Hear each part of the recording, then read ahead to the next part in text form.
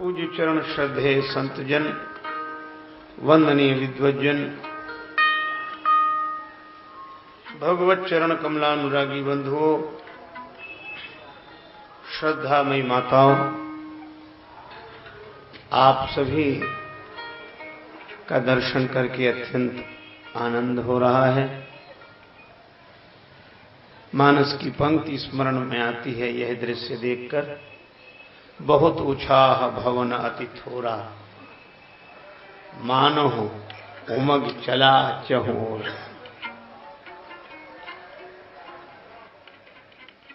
विराट रूप में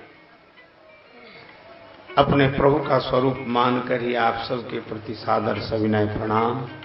सिय राम मह सब जग जाने, करो प्रणाम जोरी जुग पाने।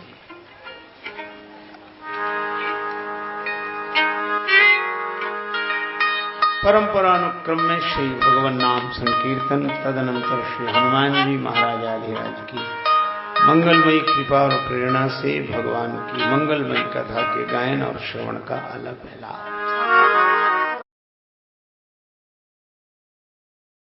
अनुग्रह विग्रह पूज्य चरण श्रद्धेय संतजन, वंदनीय विद्वज्जन, भगवत चरण कमलानुरागी बंधुओं, श्रद्धामयी माताओं,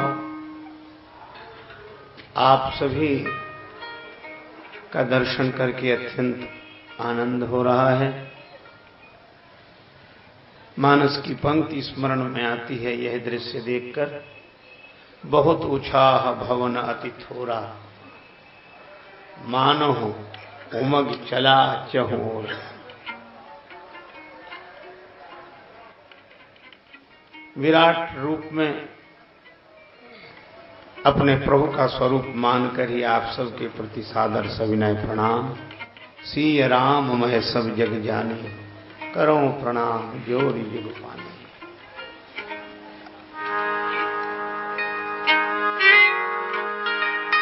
परंपरानुक्रम में श्री भगवान नाम संकीर्तन, तदनंतर श्री हनुमान जी महाराज आधिराज की मंगलमयी कृपा और प्रेरणा से भगवान की मंगलमयी कथा के गायन और श्रवण का अलग है लाभ।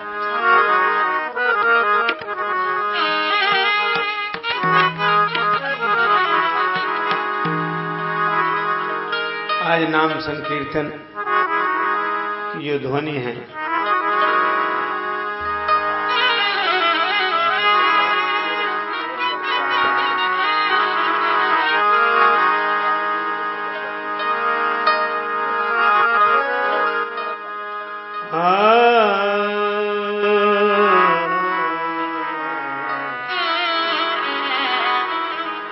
श्री रामचरितमानस की यशस्वी कथाकार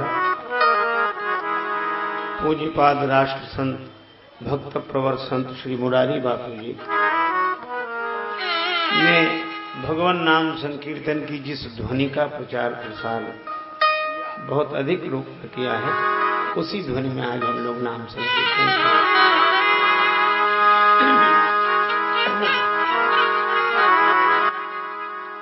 हरे राम राम राम सीता राम राम राम,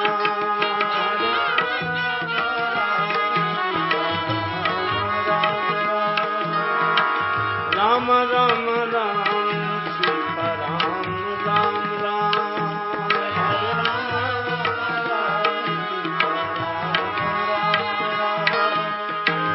राम राम राम सीता राम राम राम,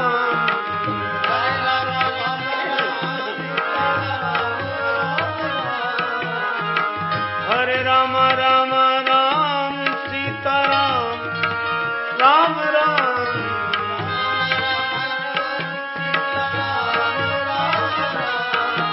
हरे राम राम राम सीता राम राम राम,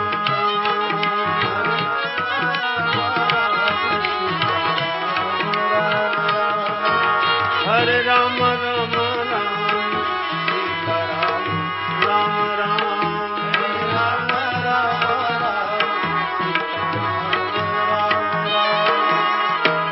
राम राम राम सीता राम राम राम।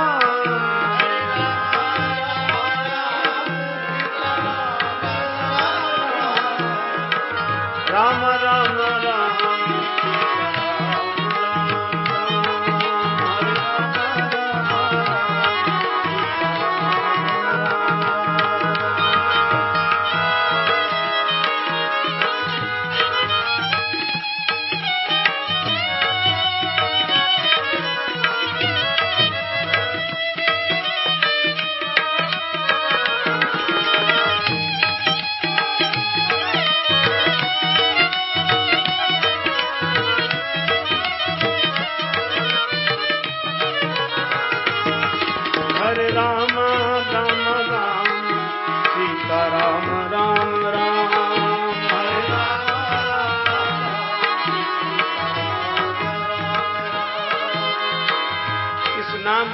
साथ साथ श्री सीताराम नाम संकीर्तन की महिमा का पावन पर्व जो श्री अवध के ही संत पूज्य श्री मोदलता जी का पर्व है।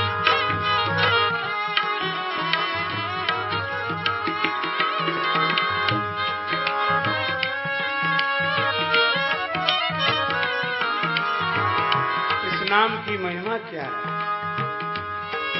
यह नाम बनाया प्रथम पूज्य गणपति जी को पल में।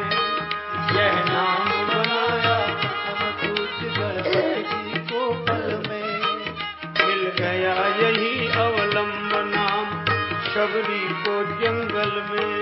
मिल गया यही अवलंब नाम शबरी को जंगल में। लाखों का बेड़ा पार किया पहुंचाया प्रभु के धाम। लाखों का बेड़ा पार किया पहुंचाया प्रभु के धाम। हरे राम राम राम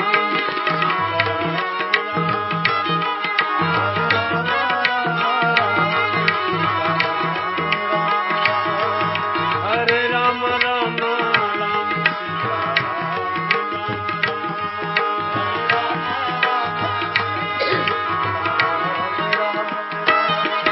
बजरंग बली के बल में इसकी महिमा भारी है। बजरंग बली के बल में ध्रुव और विभीषण को भी यही बूटी प्यारी है। ध्रुव और विभीषण को भी यही बूटी प्यारी है।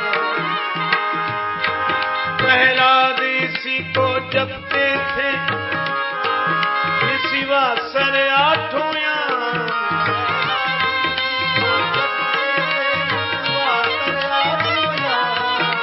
हरे राम राम राम सीताराम राम राम हरे राम राम हे राम राम राम सीताराम राम राम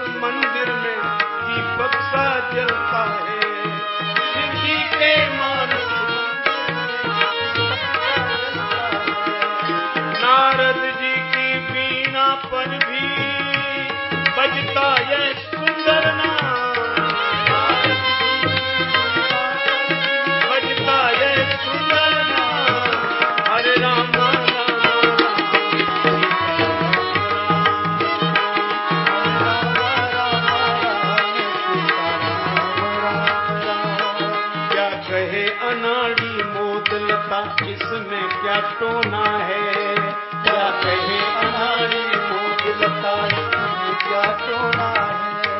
हम क्या क्या बतलावे प्रेमी जन, इससे क्या होना है। हम क्या बतलावे प्रेमी जन, इससे क्या होना है। जब करके देखो श्रद्धा से होवेगा पूरन काम। जब करके देखो श्रद्धा से होवेगा पूरन काम।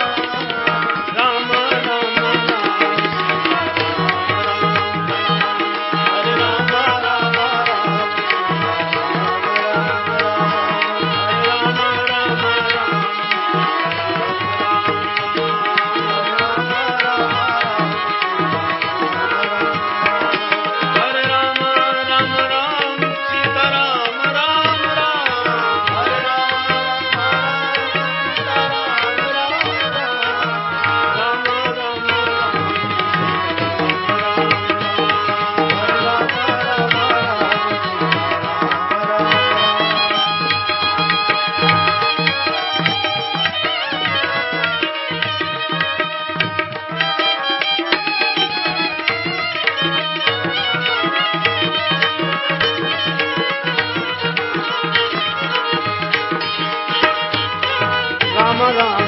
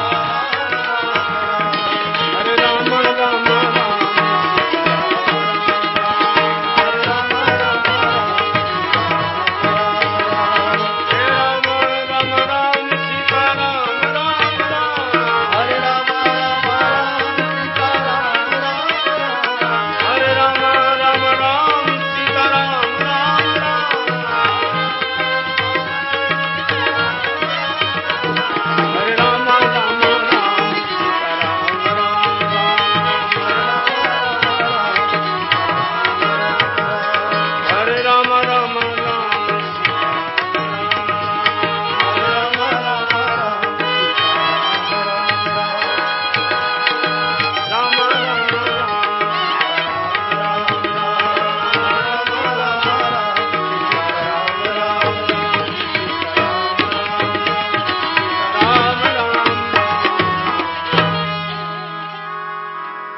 सीताराम जी महाराज की जय। श्री हनुमान जी महाराज की जय। सकल सुमंगल दायक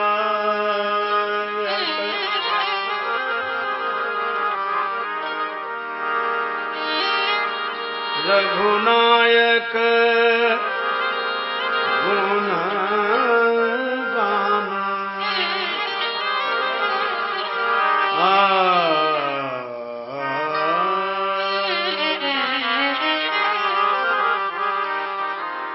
सकल सुमंगल दायक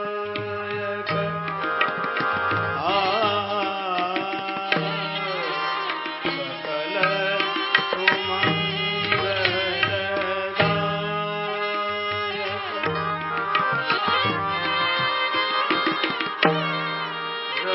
रघुनायक गुण गान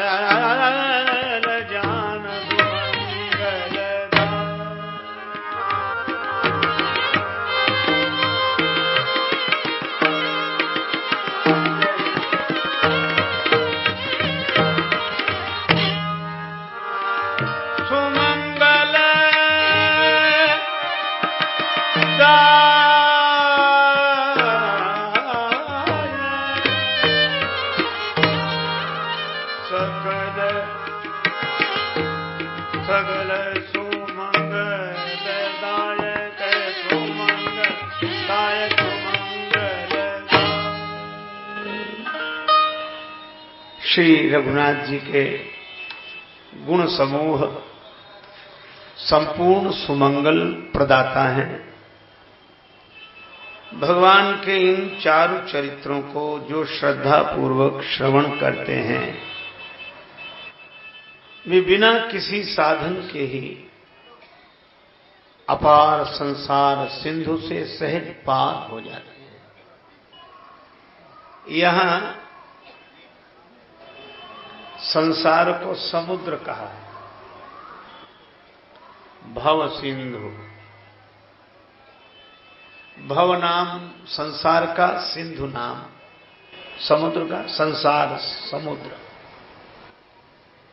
यह उपमा क्यों दी गई? यदि इस पर विचार करें तो संसार में और समुद्र में कुछ साम्य है। समुद्र के हम जिस तट पर खड़े होते हैं वह तो हमें दिखाई देता है, पर दूसरा तट हमें दिखता नहीं है। किंतु यह तट ही निश्चित कर देता है कि जब यह तट है तो दूसरा तट भी होगा। तो जैसे समुद्र के हम जिस तट पर खड़े होते हैं वह तट हमें दिखता है पर दूसरा तट नहीं दिखता, इसी तरह संसार में हमें जन्म का तट तो दिखता है, मृत्यु का तट नहीं दिखता। पर जैसे यह तट सिद्ध करता है कि दूसरा भी होगा, उसी तरह जन्म ही सिद्ध करता है कि मृत्यु भी होगी। जिसका जन्म उसकी मृत्यु, सुख पाता रहा जो सदा जग में, उसे आखिर में दुख पाना पड़ा। पछताया नहीं जो कभी भी कहीं, उसे अंत समय पछताना पड़ा। कोई फूल न बाग में ऐसा खिला, खिलके न जिसे मुरझाना पड़ा। विधि का यह अटल विधान रहा, जिसे आना पड़ा उसे जाना पड़ा। दीपक बुझने को जलता है, दीपक बुझने को जलता है, मरण सदा से जीवन के ही आंचल में पलता है। दीपक बुझने को जलता है। तो एक तो यह साम। अच्छा, दूसरे ढंग से अगर विचार करें तो समुद्र कभी शांत नहीं रहता, उसमें लहरें उठती गिरती रहती हैं। कभी उसकी उत्ताल तरंगें आकाश छूते दिखाई देती हैं, कभी वही तरंगें समुद्र के भीतर ऐसे लगता है जैसे पाताल छूने चली गई हों। यह कभी शांत नहीं रहता, इसकी लहरें उठती और गिरती रहती। तो जैसे समुद्र में लहरें उठती और गिरती रहती हैं, समुद्र कभी शांत नहीं रहता, इसी तरह संसार भी कभी शांत नहीं रहता। कैसे? अपने जीवन को ही देखें तो कभी उन्नति की लहरें सफलता के गगन को चूमती हैं और कभी अवनति की लहरें पतन के पाताल में पहुंचा देते हैं। कभी उत्थान, कभी पतन, कभी ऊपर उठना, कभी नीचे गिरना, जैसे समुद्र में लगातार लहरों के माध्यम से होता रहता है, इसी तरह संसार में भी जीवन में यह घटनाएं घटती रहती हैं। तीन बातें। अच्छा, और चौथी बात यह है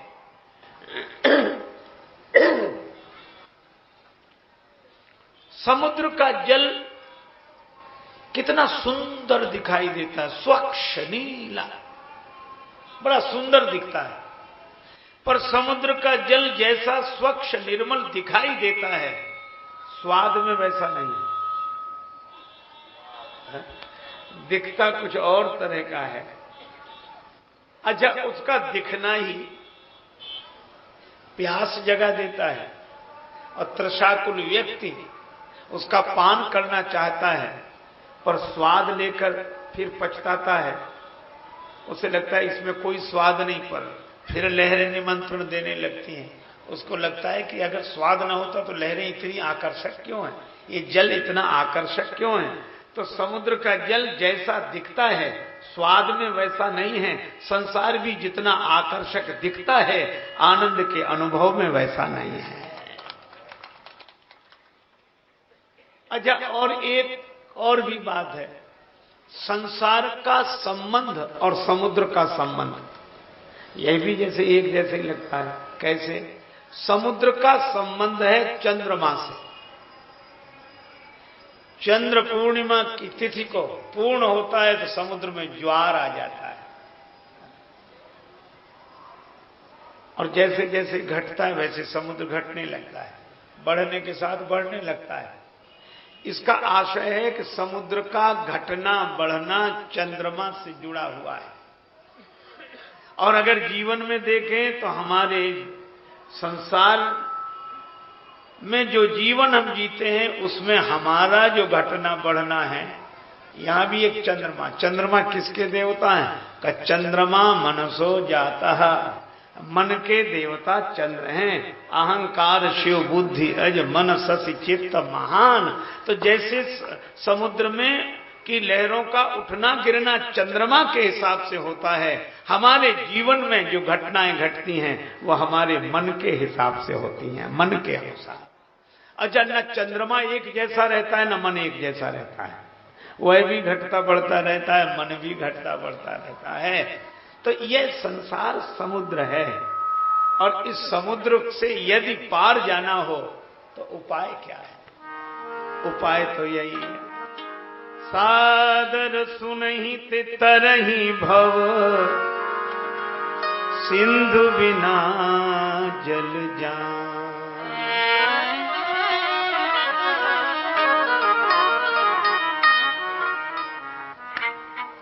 अच्छा, एक बात है, किसी ने कहा कि भगवान के गुणग्राम की यह महिमा है कि भगवान के गुण जो श्रद्धा पूर्वक सुनेगा वह भवसागर से बिना किसी साधन के पार हो जाएगा। तो भगवान का नाम लेने वाला भी संसार समुद्र से पार हो जाता होगा। तो दोनों की महिमा बराबर ही है। श्री तुलसीदास जी बोले नहीं, भगवान के गुणग्राम श्रद्धा पूर्वक श्रवण करने वाला भवसागर से पार जाता है, यह तो भगवान की कथा की महिमा है। पर भगवान नाम लेने वाले को पार नहीं जाना पड़ता। क्यों नहीं जाना पड़ता? का भवसागर रहे तब तो पार जाए। यहाँ तो नाम लेत भव सिंधु सुखाही, नाम लेत भव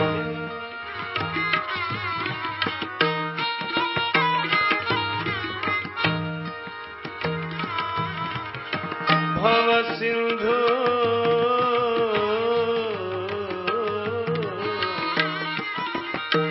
लेत भव करहु विचार सुजन मन माही, भव सिंधु भव सिंधु भव। अच्छा देखो, नाम लेने वाले के लिए भवसागर सूख जाता है, और भगवान के गुण सुनने वाला भवसागर से पार हो जाता है बिना किसी साधन से। अच्छा, और भगवान के गुण गाने वाला कल युग केवल हरि गुण गाहा, गावत नर पावहीं भव था। इस अथाह संसार समुद्र की थाह उसे मिल जाती है, और जो भगवान के गुण गाता है और जिसे थाह मिल जाए उसे, उसके लिए अथाह नहीं रह जाता। और जब अथाह नहीं रह जाता तो डुबाएगा कैसे? सुनने वाला पार हो जाता है, गाने वाला इसकी थाह पा लेता है, और भगवान के नाम का आश्रय लेने वाले के लिए भव सिंधु सूख ही जाता है।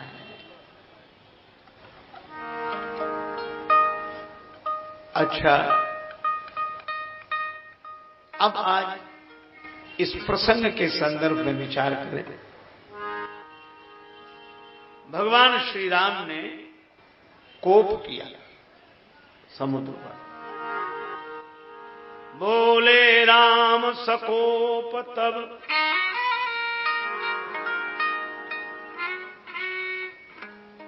अच्छा, भगवान को भी क्रोध आता है, जबकि यह लिखा है यही जन पर ममता अति छोहू, यही करुणा कर कीन न कोहू।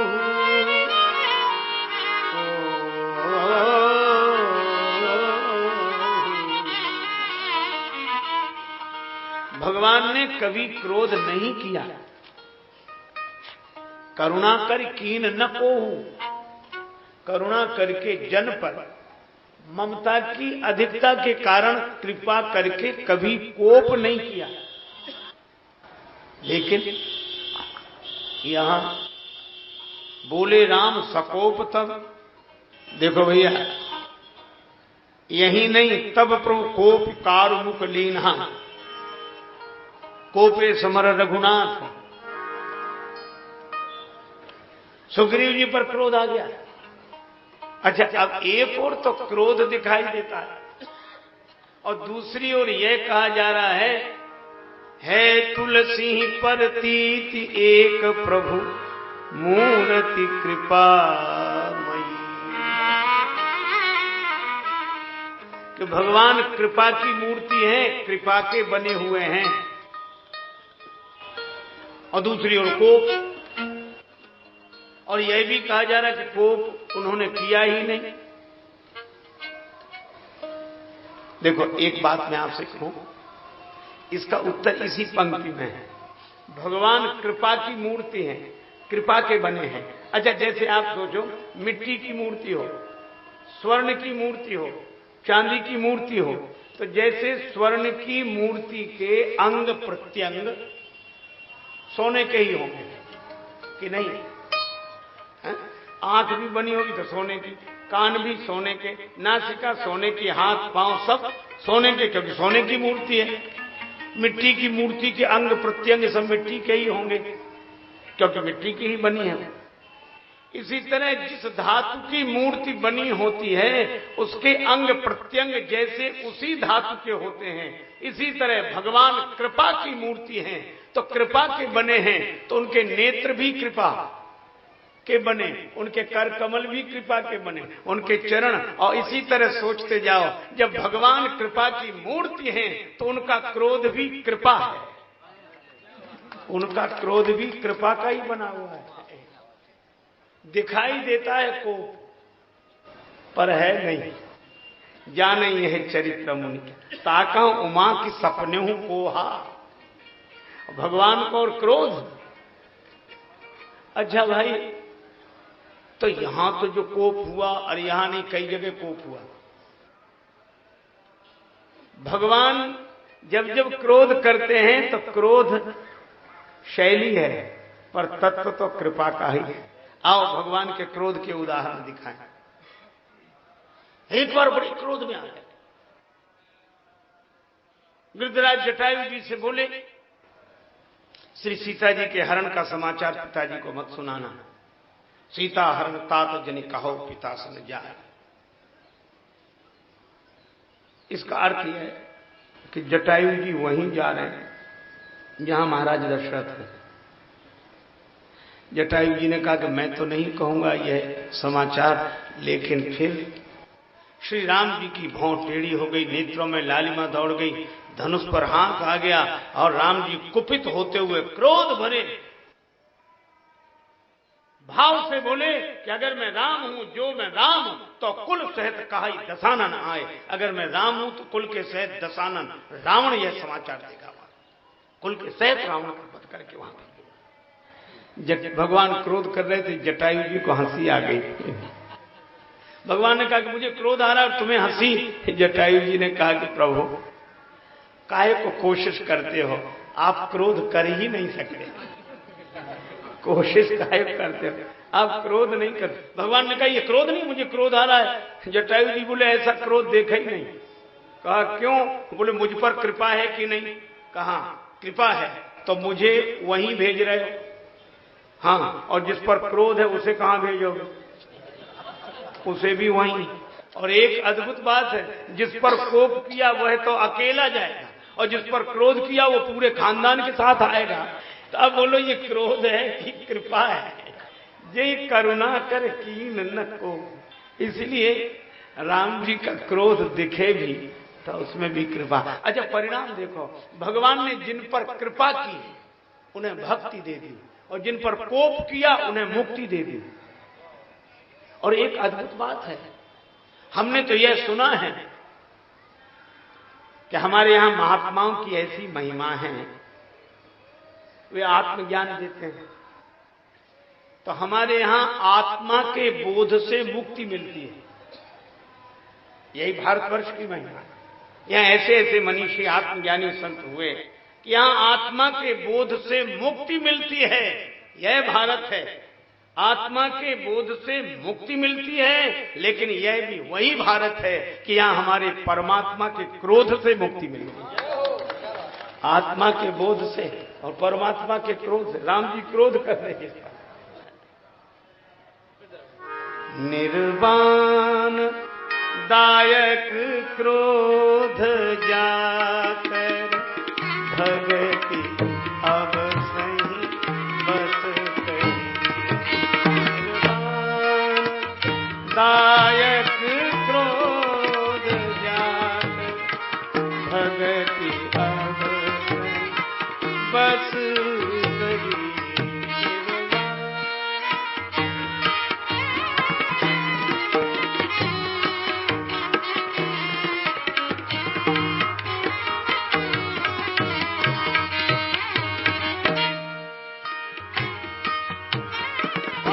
दायक क्रोध जाकर भगति अब सही बस कही। भगति अब सही बस कही। भगति अब सही बस कही।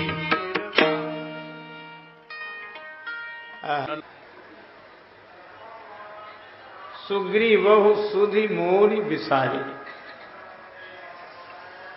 सुग्रीव जी ने मेरी सुधि भुला दी। सुग्रीव ने भी, बस लगता है कि भगवान को क्रोध आ गया, भौं टेढ़ी। लेकिन याद रखे वह सुग्रीव, जिस बाण से मैंने बाली का वध किया है वो बाण कहीं गया नहीं है, मेरे तरकस में अभी भी मौजूद है।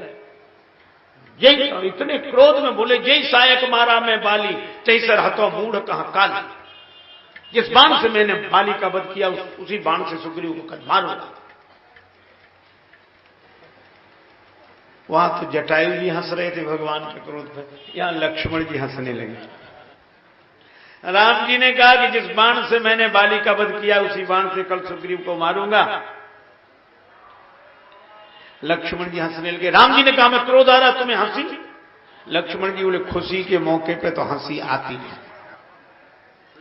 खुशी के मौके पर तो हंसी आती का? कैसी खुशी?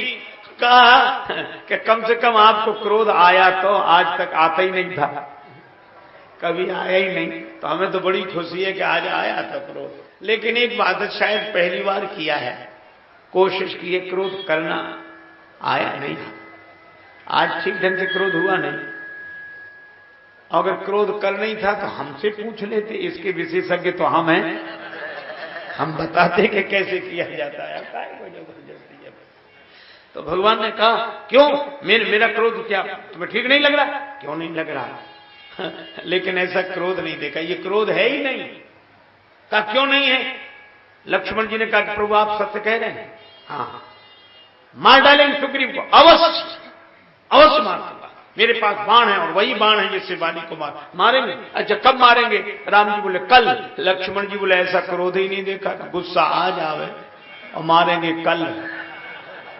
क्रोध आ जा रहा और मारेंगे कल, क्योंकि कल तो कभी आना ही नहीं है। क्रोध आ जा रहा है और मारेंगे कल। राम जी ने कहा कल क्या? निश्चय तो निश्चय है, उसमें क्या है? लक्ष्मण जी बोले तो कल काहे को, हम आज जा रहे हैं, अभी चले जाते हैं, मामले साहब काहे को आप परेशान होते हो? और लक्ष्मण जी ने उठाया धनुष बाण और चलने लगे तो राम जी बोले अरे रुको रुको रुको रुको। अच्छा, इस क्रोध में विशेषण क्या दिया गया? ये भगवान क्रोध में है तो मैं सुग्रीव को मार डालूंगा, लेकिन तुलसीदास जी यहां लिखते क्या है? राम जी क्रोध में हैं और उपमा क्या दी गई? तब अनुजई समझावा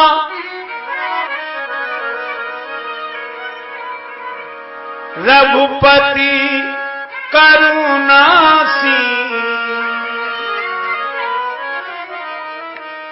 भगवान क्रोध में है और श्री तुलसीदास जी उपमा देते हैं रघुपति करुणा सीव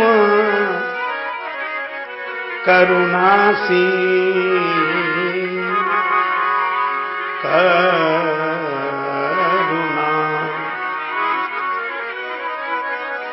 करुणा सिंधु श्री राम जी बोले लक्ष्मण सुनो सुनो, मार मत देना उसे। तो आप ही तो कह रहे बोले हम तो कल के लिए कहा। लक्ष्मण जी ने कहा काल करे सो आज कर। भगवान ने कहा ऐसे काम नहीं, काल करे सो आज कर। अच्छे काम काल करे तो आज कर, और गलत काम करना हो तो कल पे टाल दे। तो क्या कहें? फिर आप ऐसे कह क्यों रहे थे? भगवान बोले कहना तो तुम्हें भी ऐसे ही है, लेकिन मारना नहीं। अच्छा तो क्या चाहते हैं? भगवान ने कहा कि वो मुझे भले ही भूल जाए, पर मैं तो उसे नहीं भूलता। जो मुझसे जुड़ गया वह मुझे भले ही भूल जाए, पर मैं उसे नहीं भूलता। अरे जो मेरा सखा हो गया, मेरा संबंधी हो गया, वो मुझे भले ही न देखना चाहे, पर मैं तो उसे देखना चाहता हूं। इसलिए डरा देना, पर इतने ही डराना कि हमारे पास आ जाए। भय दिखाई ले आवहो, इतना डराना तो भय के कारण हमारे पास आ जाए। कहीं ज्यादा मत डरा देना, नहीं भाग ही जाए। भय दिखाई ले आवहो, पर किसे? तात सखा सुग्रीव सुग्रीव। ठीक। अच्छा, एक और बात आपसे कहूं, एक जगह और क्रोध आया। कुंभकर्ण ने जब वानर वाहिनी पर आक्रमण किया तो राक्षस इतना प्रहार मिलकर नहीं कर पाते थे जितना कुंभकर्ण अकेले कर लेते। तो वानर भगवान की ओर कृपा बारिधर राम खरारी पाही पाही प्रण तारक हारी सकरुण बचन सकरुण बचन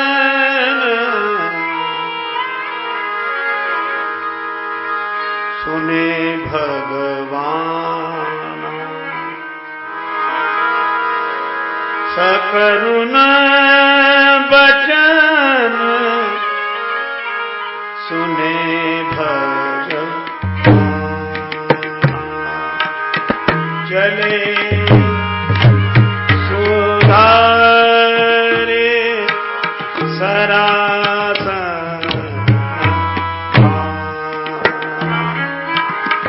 करुण बचन बचन सुने भगवान।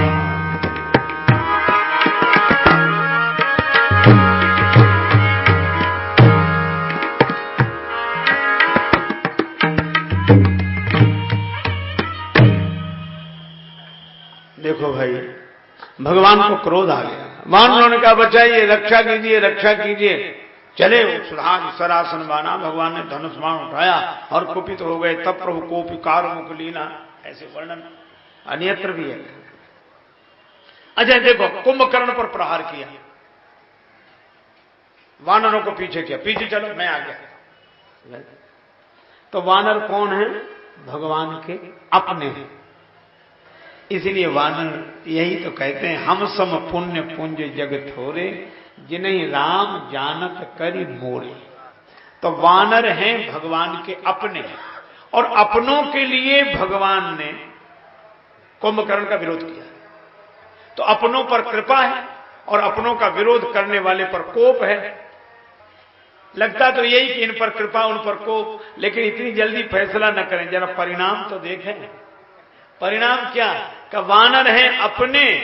अच्छा, कितने भी अपने हों पर अपने आसपास होंगे तो अपने अपने से भिन्न होते हैं, तभी तो अपने होते हैं। होते अपने ही हैं, लेकिन आप आश्चर्य करेंगे क्या? अपने अपने में लीन नहीं होते, अपने से अलग होते हैं, इसीलिए अपने होते हैं। तो जो अपने थे उन पर भगवान ने कृपा की, और जिस पर कोप किया उस कुंभकर्ण को तो अपने में ही लीन कर लिया। अब ये बताओ, कृपा है कि कोप है? उनसे इससे ज्यादा अपना कौन होगा? कुंभकर्ण को तो स्वरूप में तासु तेज प्रभु बदन समान, तासु तेज समान प्रभु आनन। मुझे लगता है कि जिस पर कृपा करते हैं उसे भगवान अपना बना लेते हैं, और जिस पर कोप करते हैं उसे भगवान अपने में ही लीन कर लेते हैं। यह भगवान बोला। इसलिए कहां कोप? और मुझे ऐसे लगता है, देखो कुछ होते हैं गुण दोष और कुछ होता स्वभाव। देखो मैं आपसे एक निवेदन करूं, दोष और गुण। अच्छा, जैसे आदमी गलत हो तो हम लोगों को यह देखना चाहिए कि यह उसका दोष है कि उसका स्वभाव है। अच्छा, कैसे निर्णय करें कि यह दोष है या स्वभाव है? जो किसी कारण से आता है उसे दोष कहते हैं, और जो किसी कारण से चला जाए उसे दोष कहते हैं। जो कुसंग के कारण आए वह दोष, और जो सुसंग के कारण चला जाए वह दोष। या यूं कहो कि जो कुसंग के कारण आए वह दोष, और जो सुसंग के कारण आए वह गुण। कहीं न सुसंग बड़प्पन पावा,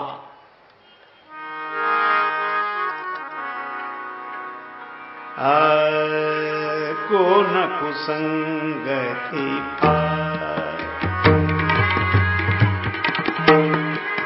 पाय न सारी कुसंगति पाय।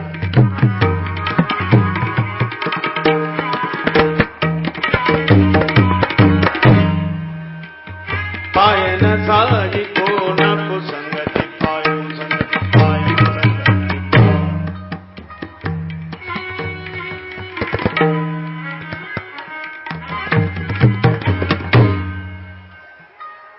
रही न नीच मते चतुराई कुसंगति पाय।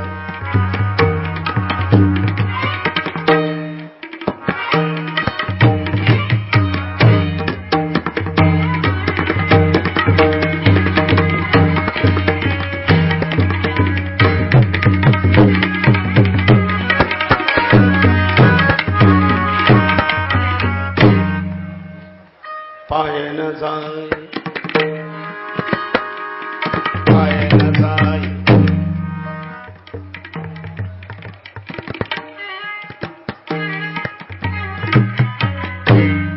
भगवान की कृपा का यह पावन प्रसंग चल रहा है। अच्छा देखो, हम लोग भगवान की कृपा का स्मरण कर रहे थे तो भगवान की कृपा का दर्शन भी हो गया। गुण हो तो कुसंग से चला जाए, और दोष हो तो सुसंग से चला जाए, पर स्वभाव पर प्रभाव नहीं पड़ता, न कुसंग का न सुसंग का। जैसे एक दोहा है बड़ा प्रसिद्ध, जे रहीम उत्तम प्रकृति का कर सकत कुसंग, चंदन विष व्यापत नहीं लिपटे रहत भुजंग। रहीम जी का दोहा है कि जो स्वभाव से ही उत्तम प्रकृति के हैं, कुसंग का उन पर कोई प्रभाव नहीं पड़ता, चंदन में विष व्यापता नहीं है, सर्प लिपटे रहते हैं। तो चंदन का अगर शीतलता गुण होता तो सर्पों के लिपटने से मिट जाता, पर शीतलता उसका स्वभाव है, इसलिए सर्प मिटा नहीं सके। पर श्री तुलसीदास जी ने कहा कि दूसरी बात भी देखो, जैसे उत्तम प्रकृति का स्वभाव है तो कुसंग का असर नहीं पड़ा, और इसी तरह मलिन प्रकृति का स्वभाव हो तो सुसंग का असर नहीं पड़ता। श्री तुलसीदास जी महाराज कहते हैं कि नीच निचाई ना तजे सज्जन हु के संग, तुलसी चंदन लिपटिके बिन विष भय न भुजंग। सर्प का अगर कोई प्रभाव चंदन पर नहीं पड़ा तो चंदन का कोई प्रभाव सर्प पर नहीं पड़ा। तो ये विषैला होना ये सर्प का दोष नहीं है, स्वभाव है। और शीतल होना चंदन का गुण नहीं है, स्वभाव है। तो स्वभाव पर किसी संग का प्रभाव नहीं पड़ता, और जो किसी कारण से आए वह गुण है, जो किसी कारण से आए वह दोष है, और जो सहज रहे वह स्वभाव है। ये कृपा भगवान का गुण नहीं, स्वभाव है। और अगर ये गुण होता तो सब पर कृपा हो नहीं सकती थी। जो कृपा के पात्र थे उन्हीं पर कृपा होती, पर ये कृपा तो ऐसे बरसती है, कृपा बारी धर राम खरारी, बादल तो जल बरसाता है, यह नहीं देखता कि किस पर गिर रहा है। ये इसका सदुपयोग करेगा कि दुरुपयोग करेगा, बरसना उसका स्वभाव है। कृपा करना भगवान का स्वभाव है। जय करुणा कर कीन न को हो। और इसीलिए गुण और दोष ये संसर्गजन्य है, पर भगवान इसीलिए अकारण करुणा वरुणालय कहलाते हैं। इसलिए जहां प्रभु कोप भी करते दिखाई दें वहां कृपा ही है। कोप शैली है, पर तत्व तो कृपा का ही है, क्योंकि वह उनका स्वभाव है। और यही कारण है कि श्री राम समुद्र पर भी कोप करते हुए दिखाई देते हैं। बोले राम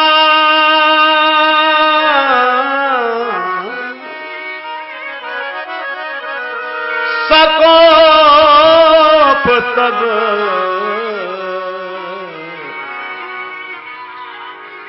भय बिनु होए न प्रीति।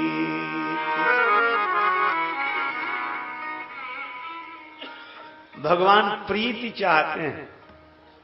राम ही केवल प्रेम प्यारा, राम ही केवल प्रेम।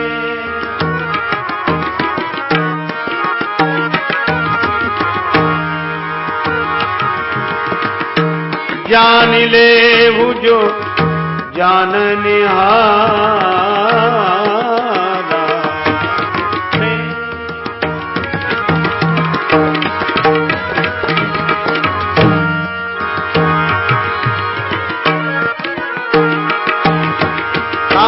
केवल प्रेम प्यार, राम ही केवल प्रेम, राम ही केवल प्रेम, राम ही केवल प्रेम। केवल प्रेम प्रेम प्रेम, केवल प्रेम प्रेम प्रेम, केवल प्रेम प्रेम प्रेम। भगवान को प्रेम प्रिय है। अच्छा, तो वे किसी को मिटाना नहीं चाहते हैं। अभी कह रहे थे जलधि जल, और जब विप्र रूप आयो तज माना, तो वही भगवान क्या कहते हैं, यही विधि उतरे कपि कटक तात सो करिय उपाय। तात, अरे तो ये बाण चढ़ाया था, अभी जलधि जल कह रहे थे और अब तात कह रहे हो। भगवान ने कहा मेरा बाण आपके लिए थोड़ा ही है, फिर मेरा बाण तो उस अभिमान के लिए था जो आपके भीतर था। और कितना, जब कोई किसी के कल्याण के लिए कोप करता है तो वह कोप के रूप में कृपा ही होती है। मां बेटे का कान पकड़ के तमाचा लगाती है, डांटती है, तेरी शक्ल नहीं देखूंगी, चला जा, निकल जा यहां से। अच्छा, और वही बालक अगर थोड़ा आंख से ओझल हो जाए तो दूसरे से पूछती कि देखो कहीं चला तो नहीं गया, देखना कहां। तो क्रोध शिक्षक क्रोध करता है। अरे आप ऐसे सोचें, जैसे डॉक्टर किसी के फोड़े का ऑपरेशन करे तो क्रूर दिखाई देता है, पर क्रूरता नहीं है, करुणा है। वह केवल शरीर के एक रुग्ण अंग को काटकर पूरे शरीर को सुरक्षित रखना चाहता है। तो हिंसा की शैली में अहिंसा ही तो है, क्रूरता के रूप में करुणा ही तो है। अच्छा, इसको एक दृष्टि से और देखें आप, जैसे किसी व्यक्ति ने मिट्टी का घड़ा बनाया, वो बहुत सुंदर बर्तन बनाता था, घड़ा बनाया। अब उसने एक ने कहा कि हम तो इसमें पानी भरेंगे। हाँ, भरना, पानी भरने के लिए बना है, लेकिन अगर विचार करके देखें तो पानी शीतल है। दूसरा बोला कि नहीं, इसमें पानी बाद में डालो, पहले से आग में डालो।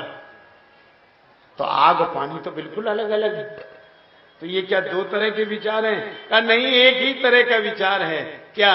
जिसमें पानी भरना होता है, जिसे जल की शीतलता देनी होती है, उसे आग में भी डालना पड़ता है ताकि वह परिपक्व हो जाए।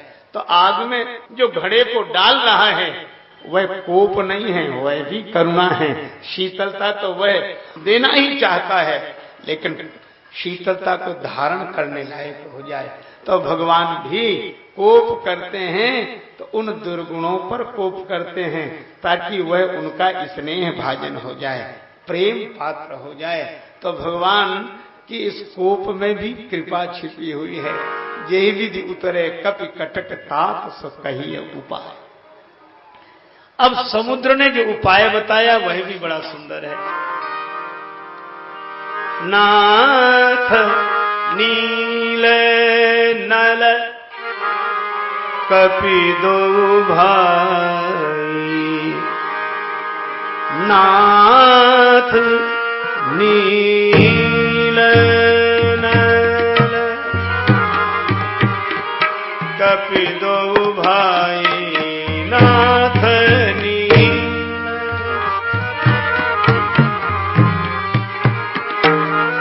भाई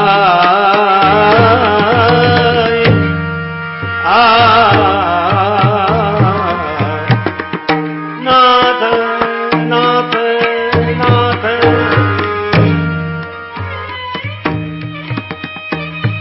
अब यहां एक बात बड़ी सुंदर है,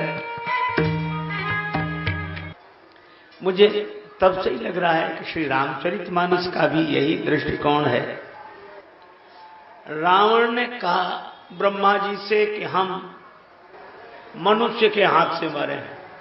रावण मरण मनुज कर जांचा। अब यह बात बड़ी विचित्र लगती है कि रावण इतना बलवान है और मनुष्य के हाथ से अपनी मृत्यु की याचना कर रहा है। मानो इसमें संकेत बड़ा सुंदर है कि रावण को आप व्यक्ति के रूप में न देखें, एक वृत्ति के रूप में अगर देखें तो रावण दानवता की वृत्ति का रूप है।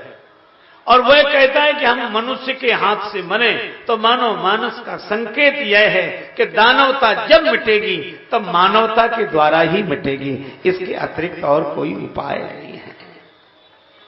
मानवता। अच्छा, लेकिन एक बात और कही, वह मनुष्य वानर मनुज जात दुई बारे, बंदर का स्वामी। श्री कबीरदास जी ने कहा कि एक एक बंदर हम आप सबके पास है। एक अचंबा हमने देखा, बंदर दूहे गाय, और दूध दूध तो सब पी लेवे, घी बनारस जाए। अब ये अटपटा सत्संग है। कहते हैं बंदर गाय धो रहा है और दूध तो सब पी लेता है, घी बनारस चला जाता है। और इसका अर्थ बड़ा सुंदर है। बंदर माने मन। जैसे देखते नहीं आप यहां सब जगह उछल कूद, शाखा के शाखा, न ये ठहरते न मन ठहरता, यहां से वहां से। अच्छा भाई, तो ये बंदर है मन, और गौ कौन है? का गो गोचर जहां लग, गो माने इंद्रियां, ये मन ही इंद्रियों का दोहन कर रहा है। और दूध दूध तो सब पी लेवे, यौवन की सारी शक्ति तो यह मन इंद्रियों की स्वयं पान कर लेता है। अब बिना दूध का घी, अर्थात बिना शक्ति का जीवन, बुढ़ापा, कबीर जी कहते हैं कि बुढ़ापे में काशी आ गए कि यहां मरने से मुक्ति मिलेगी, घी बनारस जाए। तो ये मन बंधन। अच्छा, अब किस मानव के द्वारा रावण मरे? का श्री राम जी भगवान, और भगवान मनुष्य के रूप में आए और वानर के स्वामी। इसका अर्थ यह है कि उस मानव के द्वारा यह दानवता मिटेगी जो मन के बस में न हो, मन जिसके बस में हो, जो मन का स्वामी हो, मन जिसका स्वामी न हो। और भगवान ने जब रावण से किसी ने कहा कि मनुष्य के हाथ से मरने की बात कही तो बहुत आसान है, रावण ने कहा बिल्कुल आसान नहीं। कहा क्यों? बोले हम किसी को मनुष्य रहने ही नहीं देंगे, तो मनुष्यों की तो भीड़ है सब जगह। बोले रहे आकृति मनुष्य की रहेगी, प्रकृति हम रहने दें तब तो।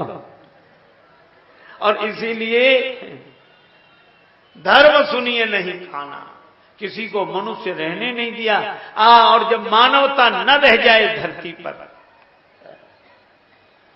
मैंने सुना था जून का महीना भयंकर गर्मी, एक राहगीर चला जा रहा था, प्यास लगी, न कहीं नल न कहीं पौशाला, क्या करे बेचारा। तब तक एक व्यक्ति का मकान दिखाई दिया, खिड़की खुली थी, झांक कर देखा सुराही जल से भरी रखी, गिलास उसके ऊपर, दरवाजा खुला।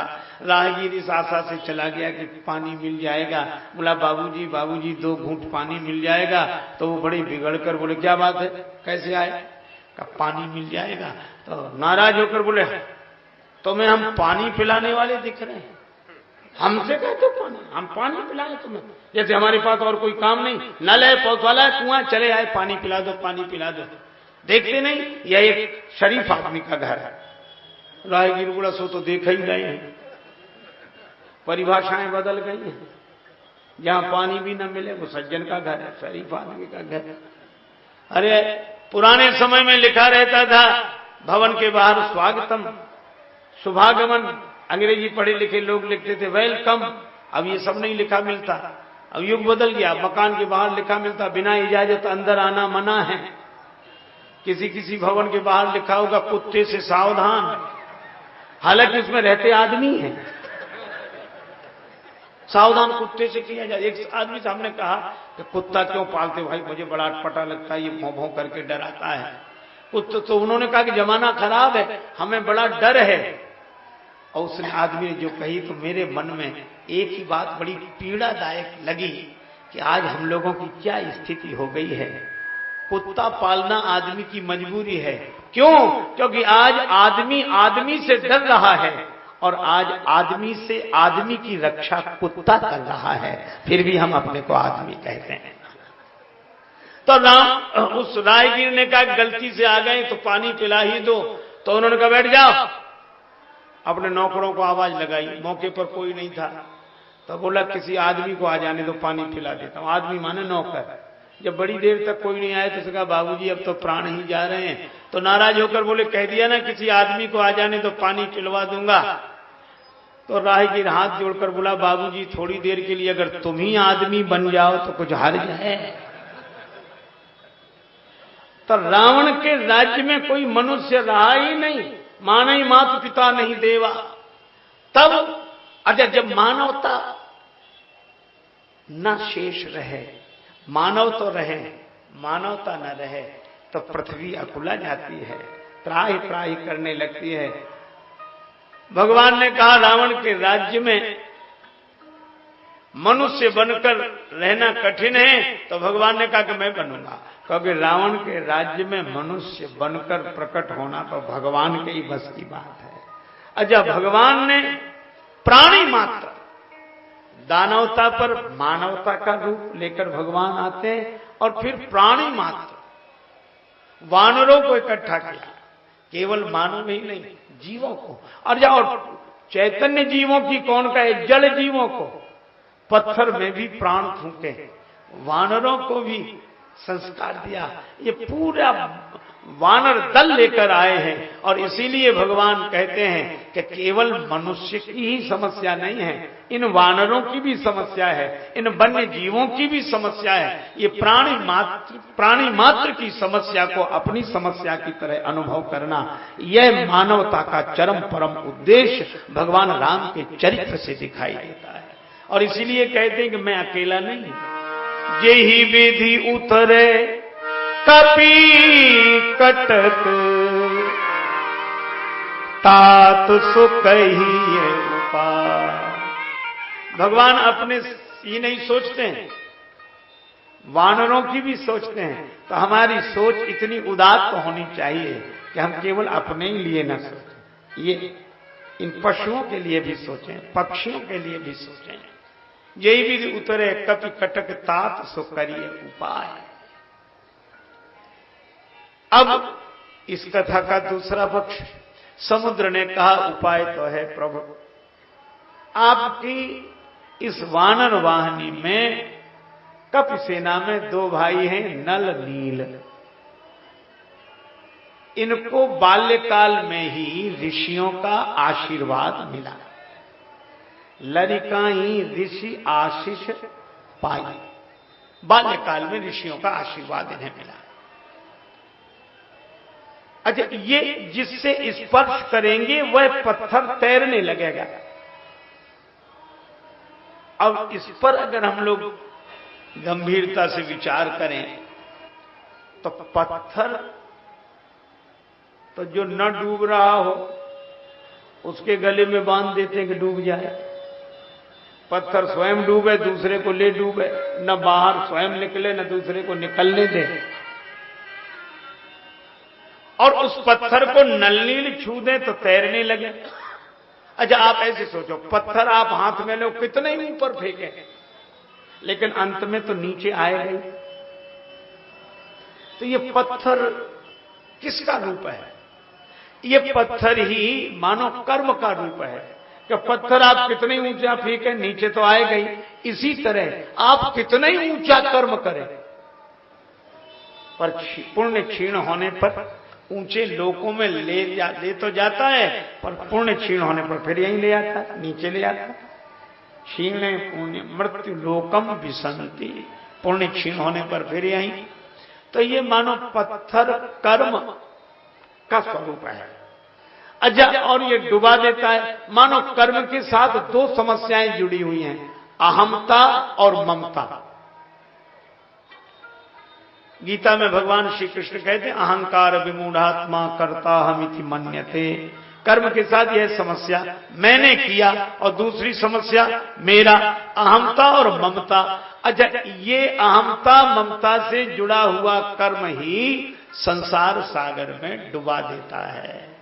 लेकिन नलनील छू ले तो नलनील कौन है? का यही मानो बोध और वैराग्य के रूप हैं। अगर बोध छू ले हमारे कर्म को तो अहमता चली जाएगी, और वैराग्य छू ले हमारे कर्म को तो ममता चली जाएगी। और अहमता ममता से रहित कर्म ही हमें भवसागर से पार ले जाने वाला बन जाएगा। लेकिन ये बोध वैराग्य हो कैसे? ज्ञान वैराग्य कैसे? पुस्तक से पढ़कर। अरे पुस्तक तो सहयोग देती है, अंग्रेजी का शब्द है पुष्प माने धक्का। तो ये पुस्तक तो पुस्तक है, ये सहयोग धक्का देती है उस दिशा में, लेकिन पुस्तक पुस्तक कैसे ले जाए? इसलिए आशीर्वाद चाहिए। ये बोध वैराग्य प्रयास तो बहाना है, पर प्रयास से नहीं आते, महापुरुषों की कृपा प्रसाद से आते हैं, कृपा से आते हैं। इसीलिए किसी महापुरुष की चरण धूलि मिल गई हो, किसी संत का आशीर्वाद मिल गया हो, तब बोध वैराग्य, उनके छुए हुए ऋषियों के प्रसाद से, मुनियों के कृपा प्रसाद से मिले हुए बोध वैराग्य के छूने से ही कर्म अहमता और ममता से मुक्त होता है। लेकिन ये आशीर्वाद मिलता कि नहीं? लरिकाई बाल्यकाल में। और इसका अर्थ है कि जिसके मन में बालवत सरलता हो उसी को ही गुरुजनों का आशीर्वाद मिलता है। और इसीलिए महाराज तिनके परस किए गिरि भारे,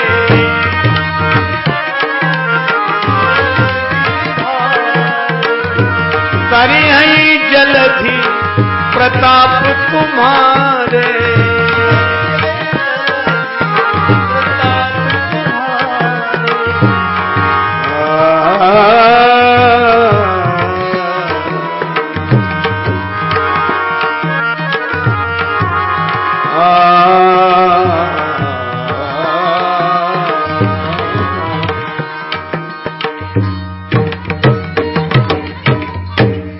और इसमें भी एक अद्भुत बात कही कि ये नलनील की योग्यता है या पत्थरों का गुण है।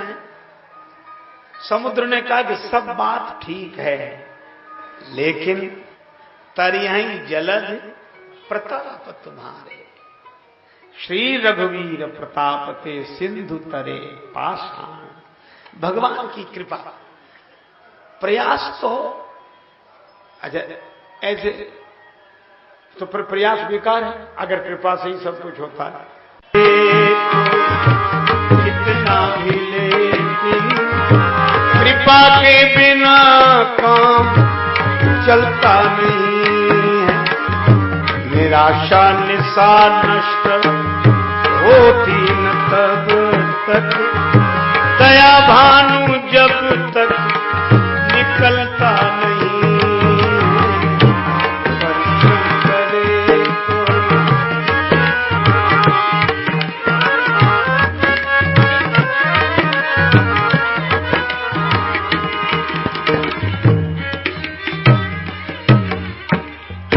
कृपा की अपनी महिमा है, बल्कि कृपा की ही महिमा है। तो ये पुरुषार्थ और प्रयास यह है, पर कैसे है? मानस की कथा में ही आप आगे पढ़े हैं, सुने हैं, जानते हैं। मैं तो स्मरण ही दिलाता हूं। जब समुद्र पर पुल बन गया, बड़ा सुंदर पुल बना, पर उस पुल से पार होने के लिए इतनी भीड़ हो गई, सेतु बंध भई भीड़ अति अति। अब ऐसी भीड़ हो जाए तो जगह ही न मिले, जो आना भी चाहे तो उधर चलो। अब पूरी सेना पार कैसे हो? भीड़ में भी अति, सेतु बंध भई भीड़ अति।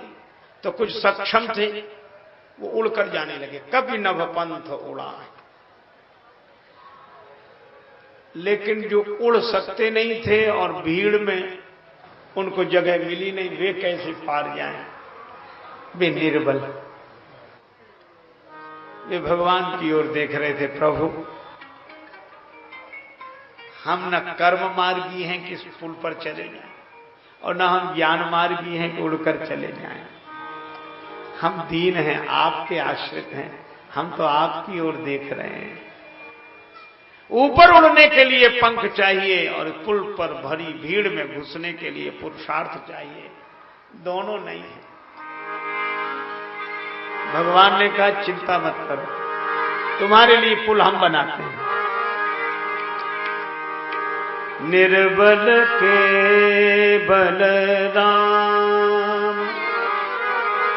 सुनेरी मैंने, निर्बल के बलराम,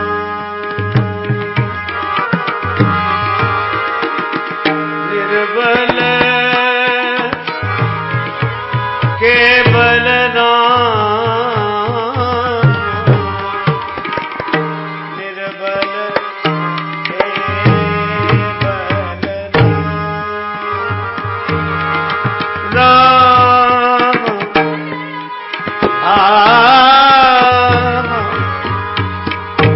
निर्बल के बलराम, हे बलराम, हे बल। भगवान ने कहा चिंता मत करो, ज्ञानी हैं वे उड़कर जाएं, पुरुषार्थी हैं वे भीड़ में घुसकर जाएं, पुरुषार्थ पूर्वक जाएं। तुम्हारे लिए हम तीसरा पुल बना देते हैं।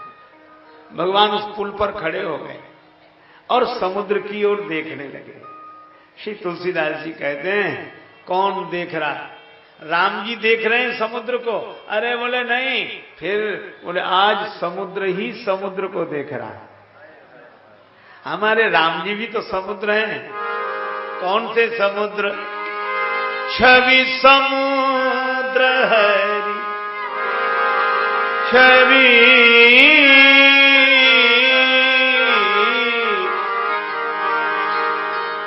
छवि समुद्र का छवि सिंधु श्री राम उस सिंधु को देख रहे हैं। और सिंधु को देखने लगे तो सिंधु में पड़े हुए जितने जल जंतु थे वे सब देखन कहाँ प्रभु करुणा कंदा देखन कहाँ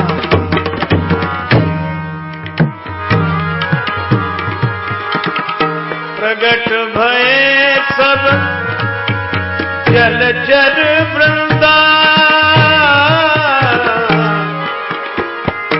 देखन कहाँ प्रभु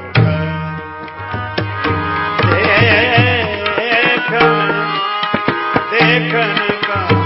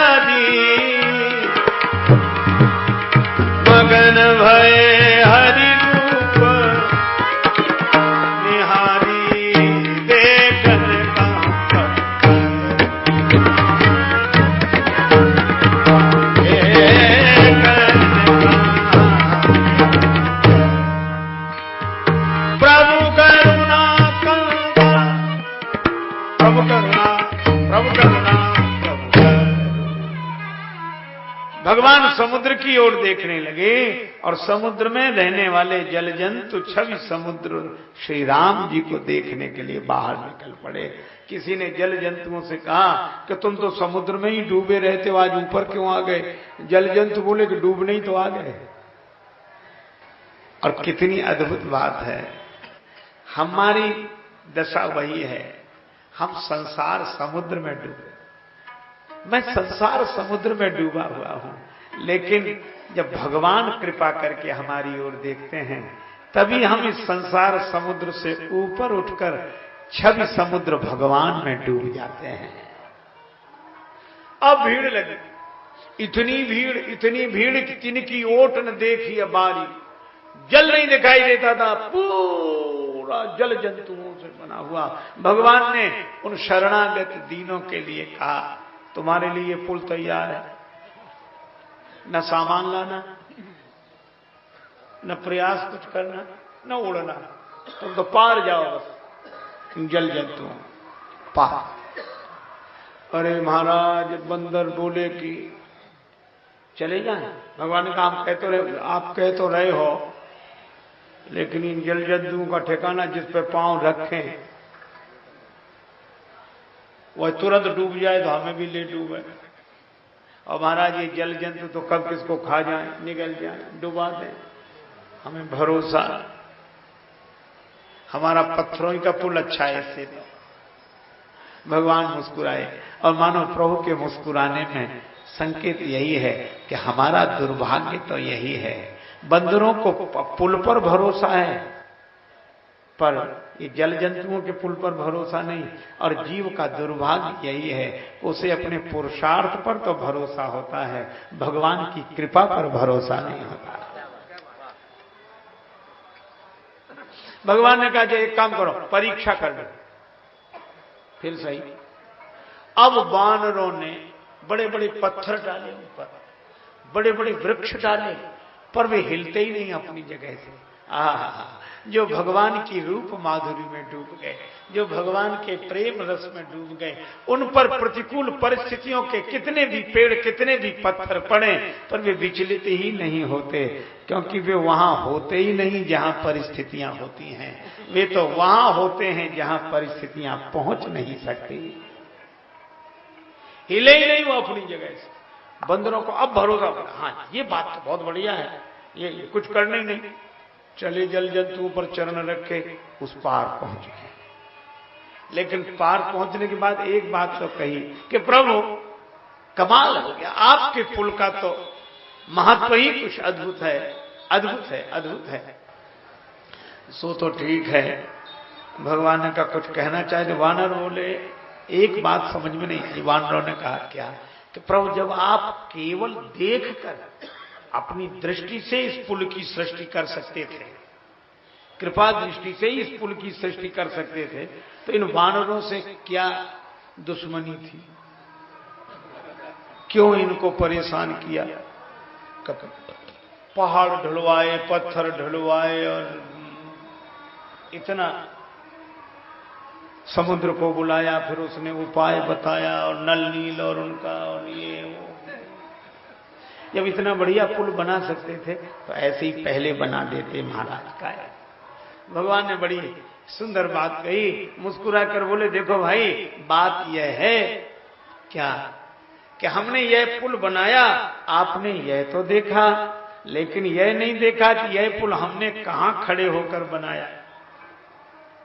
कहां का जो पत्थरों का पुल आपने बनाया था उसी पुल पर तो हम खड़े हुए।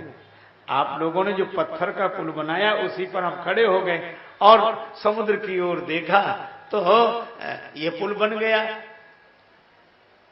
अगर ये पुल न बनाया होता तो हम किस पर खड़े होकर पुल बनाते? तो पुरुषार्थ क्या है? मानो भगवान कहते हैं कि प्रार्थना का पुल तुम बनाओ, उस पर खड़े होकर कृपा का पुल हम बना देंगे। यही पुरुषार्थ है। हम प्रयास यही करें, हमारा पुरुषार्थ तो, हमारी प्रार्थना तो भगवान को कृपा करने का मानो एक बालवत प्रयास है। सही बात तो यह है कि सारा कमाल तो कृपा का ही है।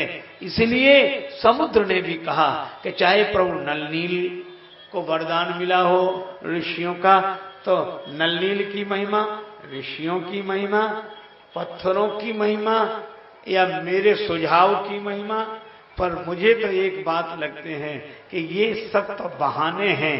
सही बात तो यह है कि जो कुछ होता है आपकी कृपा से, तरियहि जलधि प्रताप तुम्हारे।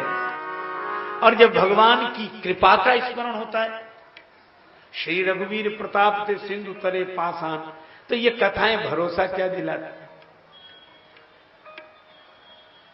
हम भी आशान्वित हो जाते हैं। यदि नाथ का नाम दया निधि है तो दया भी करेंगे कभी न कभी।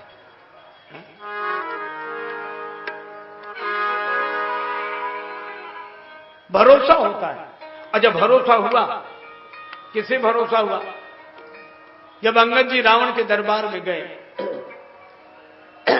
बहुत बातें हुई, अंत में अंगद जी ने चरण रख दिया, जो मम चरण सके सट्टारी, मेरा चरण कोई हिला नहीं। श्री तुलसीदास जी लिख रहे थे इस प्रसंग को, लिखते लिखते लेखनी बंद कर रख दी और सोचने लगे। पास बैठे हुए शिष्य ने कहा कि बाबा आप इस प्रसंग को लिख रहे थे, अब लेखनी रख क्यों दी? श्री तुलसीदास जी बोले मैं ये सोचने लगा कि इस प्रसंग में मैं लिखूं क्या, क्यों का निर्णय नहीं कर पा रहा हूं। का किस बात का? दोहावली में उल्लेख है, तासु सभा कियो कठिन प्रण, यही तोल्यो कैलाश। उस रावण की सभा में अंगद जी ने इतना कठिन प्रण कर दिया कि मेरा पांव कोई हिला दे, जिसने कैलाश पर्वत उखाड़ लिया हो। जो 10 शीस महीधर ईश को 20 भुजा खुली खेलन हार, तासु सभा कियो कठिन प्रण, यही तोल्यो कैलाश। तो तुलसी में लिख, ये नहीं सोच पा रहा हूं क्या लिखूं। तुलसी प्रभु प्रभुता कहूं कि सेवक को विश्वास, मैं इसमें भगवान की महिमा कहूं। कि भक्त की विश्वास की बात हो, सेवक का विश्वास की बात हो। मैं निर्णय नहीं कर पा रहा हूं, और सही भी है। अंगद जी का पांव कोई नहीं हिला सका, लेकिन अंगद जी से बाद में पूछा उनके वानर मित्रों ने कि आपने किस भरोसे पर पांव रोक दिया, किस भरोसे पर रावण जैसे बलवान को चुनौती दे दी। अंगद जी ने कहा भरोसा तो एक ही है। शब्द क्या लिखा है? राम प्रताप समुझी कपि कोपा सभा माझ प्रण कर परो। राम प्रताप समझ, राम जी के प्रताप को समझकर सभा के बीच में चरण रख दिया। सभा मांझ पन करी पद रोपा।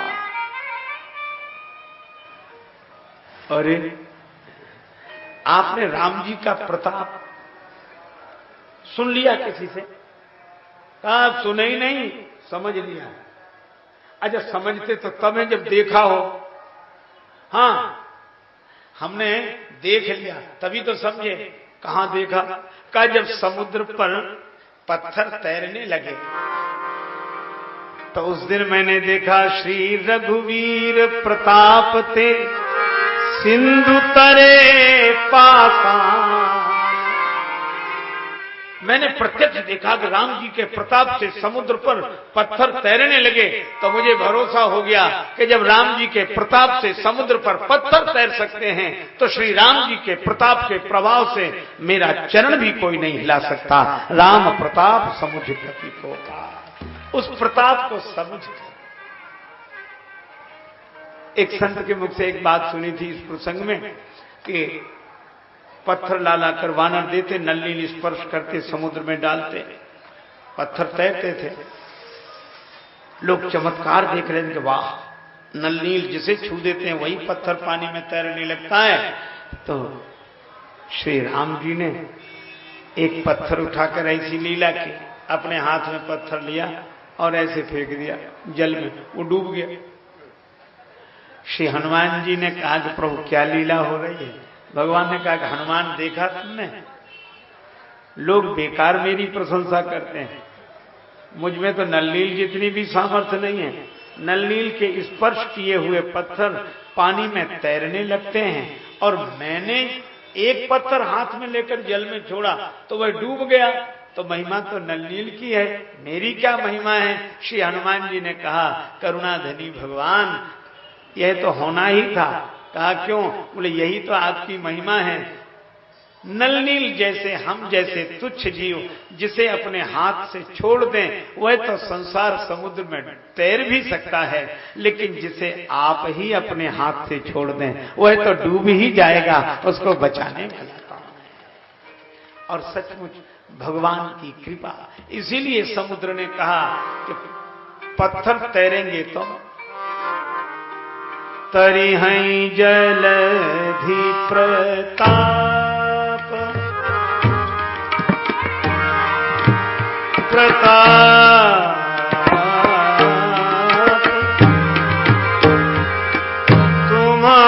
तुम्हारे जलधि प्रताप जलधि प्रताप जलधि प्रताप।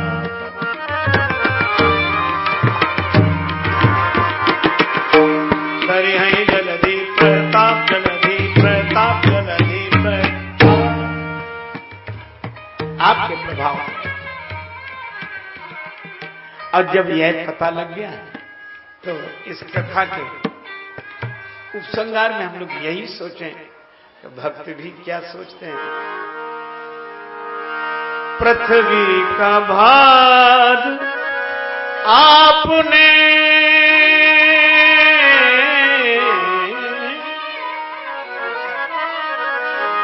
सौ बार उतारा,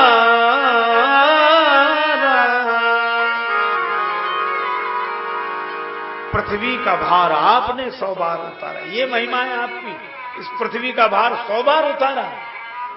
तो मैं क्यों ना भरोसा करूं, क्या मेरे पाप भार उतारे न जाएंगे, क्या मेरे पाप भार उतारे न जाएंगे। हमसे अधम अधीन गर तारे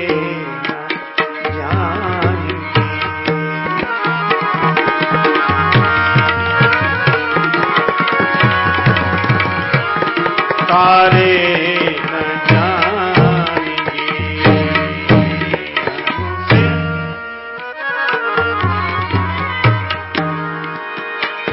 हमसे अधम अधीन गर तारे न जाएंगे। उलाहना बड़ा सुंदर है। हमारा तो जो बिगड़ेगा, हमारा क्या बिगड़ेगा, हम तो बिगड़े ही हैं।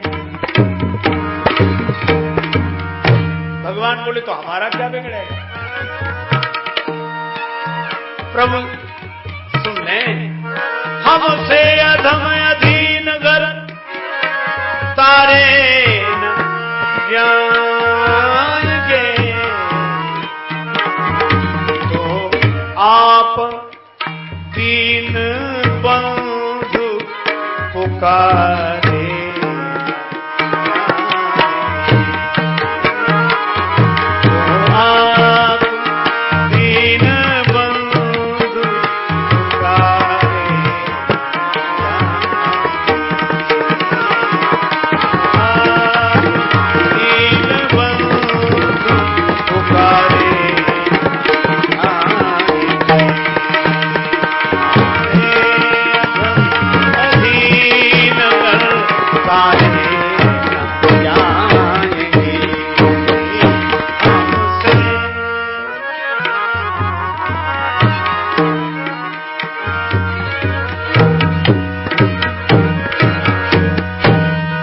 अगर हमारी सुनते हो तो हम यही कहेंगे, जो बिक चुके हैं और खरीदा है आपने,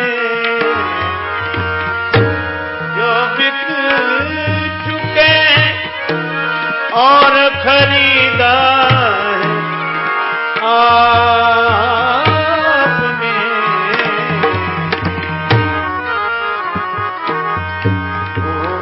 अब गुलाम गैर के न द्वार जाएंगे। अब गुलाम गैर के न द्वार जाएंगे।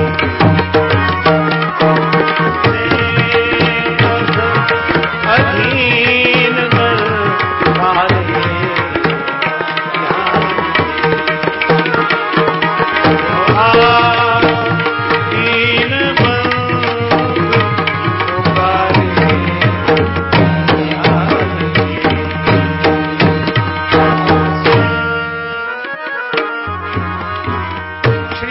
महाराज का यह पावन पद्य है, बड़ा सुंदर। बिंदु अपना उपनाम महाराज श्री ने बड़े सुंदर सुंदर ढंग से प्रयोग किया है बिंदु शब्द का। पद आपके पात की पावन है, तो झुका उन पे यह माथ रहे। गर पंकज की उपमान में है, तो विमिश्रित पंक का पाथ रहे। है गुलाब प्रसून की जो उपमा, अघि कंटक का कुछ हाथ रहे। नख मंडल है शशि मंडल सा, तो कलंक का बिंदु भी साथ रहे। तब तक न चरण आपके संतोष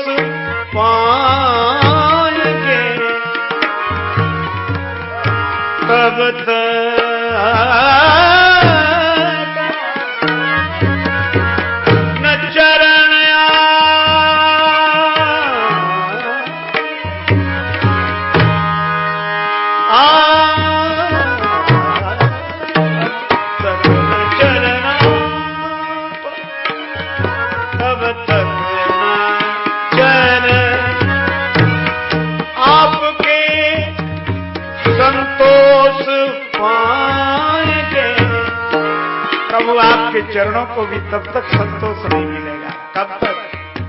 दृगबिंदु से दृगबिंदु से दृगबिंदु से जब तक की पखारे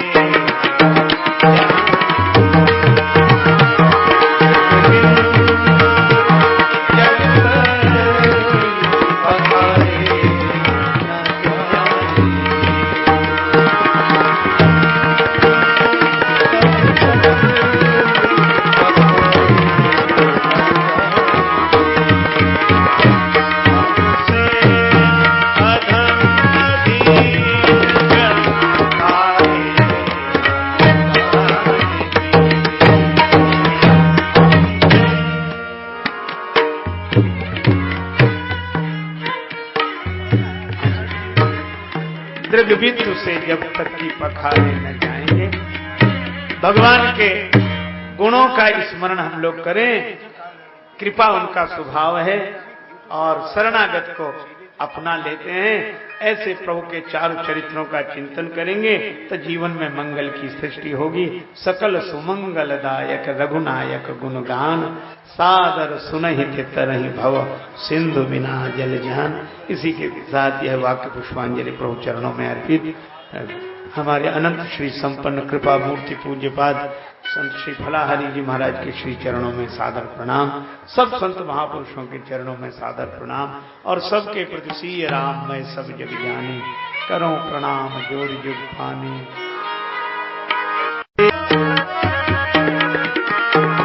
सीताराम सीताराम।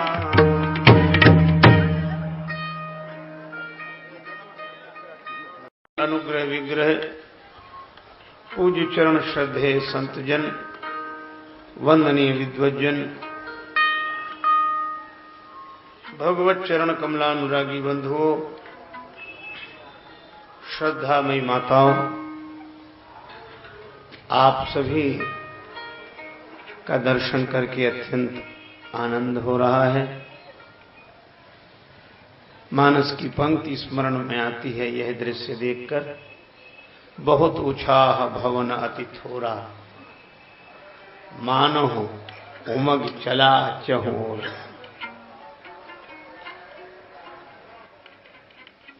विराट रूप में अपने प्रभु का स्वरूप मानकर ही आप सबके प्रति सादर सविनय प्रणाम। सीय राम मैं सब जग जानी, करो प्रणाम जोर जुग पानी।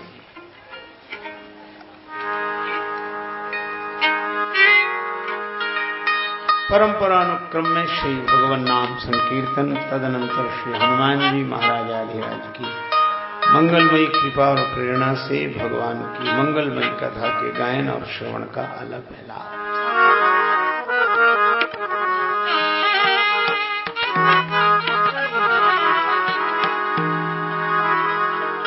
आज नाम संकीर्तन की जो ध्वनि है,